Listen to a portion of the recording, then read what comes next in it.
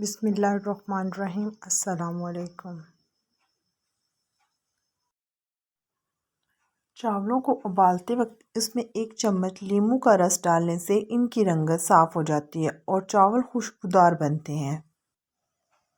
Double रोटी काटते वक्त छुरी को गर्म पानी में भिगो लिया जाए तो डबल रोटी आसानी से कट जाती है।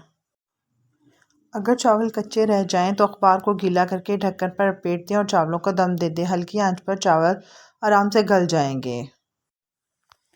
पकोड़े या समोसे तलते वक्त अमूमन कुकिंग ऑयल की रंगत ख़राब हो जाती है। इसे साफ़ करने का तरीका यह है कि इसमें आप थोड़ा सा आटा डालकर फ्राई करें।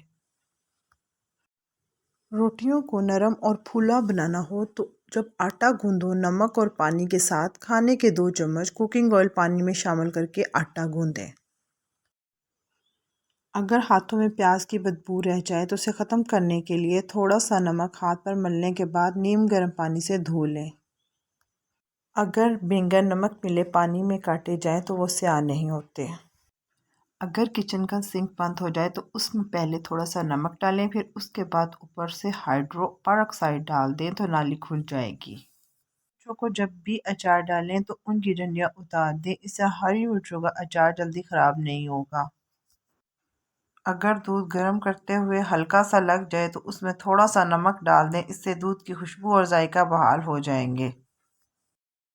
चॉपर या ब्लेंडर को इस्तेमाल से पहले थोड़ा सा नमक डालकर चॉपर या ब्लेंडर को चला लें। ऐसा करने से इसके ब्लेड्स जो हैं वो तेज़ हो जाएंगे और तेज़ी से काम करेगा। एड़ियाँ फट जाएं तो हाथ पर चंद कतरे ग्लिसरीन के लिए इसमें इतना ही पानी मिलाकर अच्छी तरह मिक्स करके फटी हुई एड़ियों पर लगाएं तो बहुत जल्द एड़ियाँ ठीक हो जाती हैं।